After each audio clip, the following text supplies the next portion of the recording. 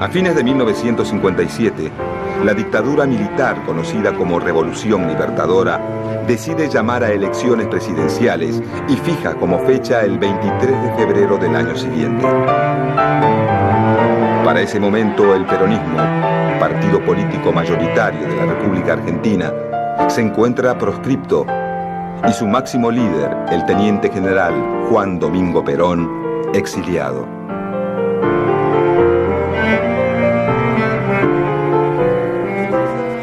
Un 28 de octubre de 1908 nacía en Paso de los Libres, Corrientes, el doctor Arturo Frondizi, abogado y político radical. Fue presidente de la Nación entre 1958 y 1962. También fue diputado nacional y fundador del Movimiento de Integración y Desarrollo llamado MID. Murió en Buenos Aires el 18 de abril de 1995. Frondizi, un afiliado de la Unión Cívica Radical de los años 1930, fue uno de los líderes que renovaron esa fuerza en la década del 40 al dar origen al movimiento de intransigencia y renovación. En 1946 sería elegido diputado nacional por la ciudad de Buenos Aires. En las elecciones del 51 integró la fórmula presidencial de la UCR como candidato a vicepresidente junto a Ricardo Balbín, derrotada por la fórmula peronista. Finalmente, en las elecciones de febrero de 1958, con un apoyo importante del electorado peronista, triunfa por un amplio margen la fórmula Arturo Frondizi y Alejandro Gómez. El 1 de mayo de ese mismo año, Arturo Frondizi asume como presidente de la Nación.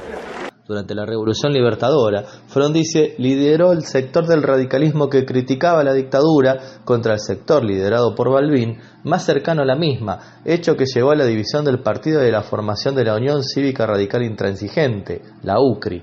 Frondizi y Balbín se enfrentarían en las elecciones presidenciales de 1958 con el peronismo proscripto y Frondizi ganaría ampliamente gracias a un acuerdo que él o su entorno realizarían con Juan Domingo Perón en unas circunstancias que todavía no quedaron aclaradas. Arturo Frondizi es un político e intelectual de sólida trayectoria, a quien muchos ven como la alternativa no peronista para una política de crecimiento basada en el desarrollo industrial. Su partido gobierna todas las provincias y tiene mayoría en ambas cámaras del Congreso. Pero su gobierno sufre de una profunda debilidad política, ya que las Fuerzas Armadas y el radicalismo del pueblo, desde el primer día, se dedican a obstruir su labor de gobierno. El gobierno de Frondizi estuvo caracterizado por un viraje ideológico inspirado por Rogelio Frigerio hacia un tipo de desarrollismo menos impulsado desde el Estado y más orientado al desarrollo de la industria pesada como consecuencia de la expansión de empresas multinacionales.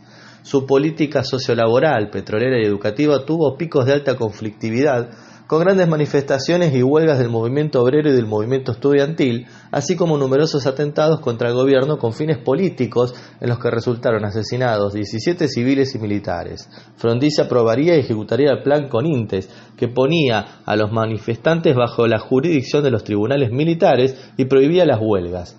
La política exterior buscó acercarse a la administración demócrata de John Fitzgerald Kennedy en Estados Unidos, pero mantuvo una línea independiente, apoyando la revolución cubana y recibiendo a Fidel Castro en Buenos Aires, e incluso Frondizi llegó a reunirse en secreto con el Che Guevara para intentar mediar los conflictos entre Estados Unidos y Cuba, pero sin éxito alguno. En poco tiempo, las políticas desarrollistas impulsadas por Frondizi hacen que la economía argentina crezca de manera notable. Pero el aumento de la actividad industrial genera una masiva importación de insumos que rápidamente se traduce en inflación y déficit en la balanza de pagos. Con el fin de controlar esta situación, el gobierno pide un préstamo al Fondo Monetario Internacional y lanza un plan de ajuste que incluye fuertes medidas de austeridad.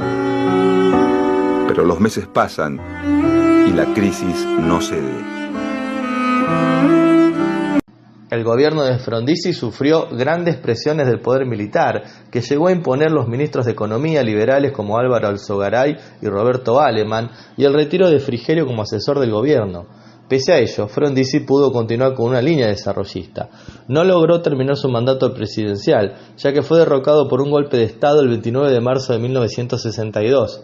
Ese día fue detenido por los militares golpistas, y un decreto del Poder Ejecutivo de José María Guido convalidaba su detención sin juicio durante 18 meses, impidiéndole participar a él de las elecciones de 1963.